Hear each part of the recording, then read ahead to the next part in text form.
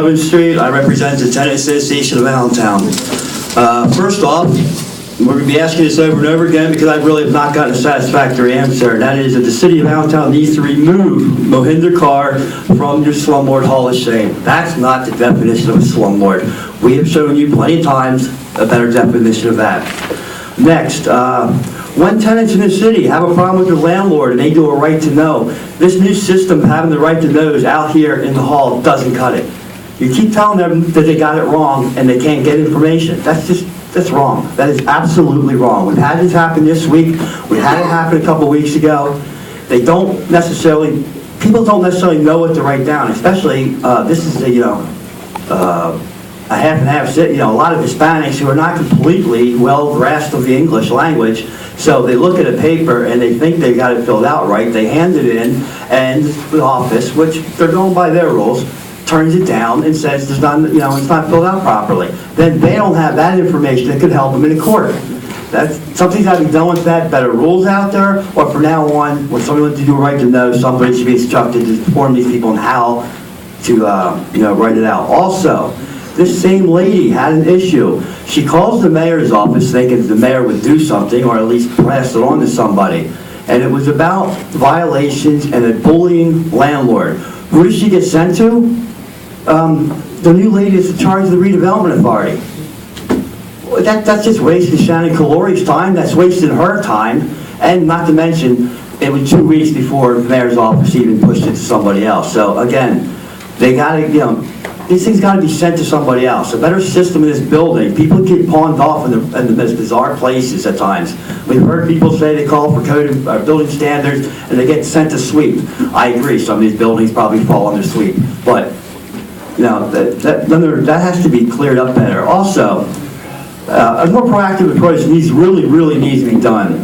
Columbus, Ohio, just this year in the newspaper, is poised to hammer landlords with higher fines and more jail time.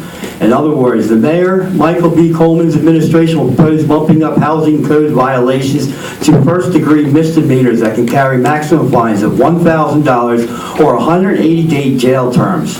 This is going on already in Cleveland. This is going on in a lot of cities. These guys don't think anything's going to happen to them. They don't care. I told you over and over again, go to Joe Clark's Facebook page, and he flaunts the city. He is giving you the finger over and over again. When you put a piece of paper up on a wall, paint over it, and then say, that's how you get past code enforcement. Is that not flaunting the city? That's telling you that you can't touch him anymore. You got to do something about it. He goes to the houses, harasses the people till they leave. Police are called. The police are doing their job. Every video I've seen so far, the police have done a fantastic job. But he's sitting there videotaping them. Again, that's a violation of the Commonwealth of Pennsylvania wiretapping laws. We're the only state that actually has it, and you have to ask twice for it. Just look at it. Somebody else besides the district attorney who said they'll take it under advisement. You need to look at this stuff. It's ridiculous. The guy is just flaunting it off, as does some of the other bigger landlords. I mean, Richard Smith has played games in this city for 8 years.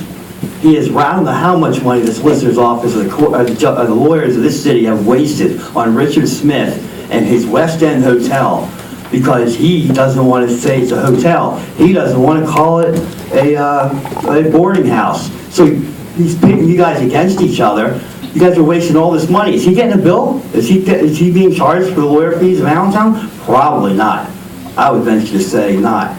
And then you have other guys. Our newest slumlord on our list is Frank Barakat. The man taps into gas lines of the neighbor. I mean, this is ridiculous. This is what's going on. UGI came in, they shut it down. But don't you think this is a criminal action? We had a huge explosion a couple of years ago.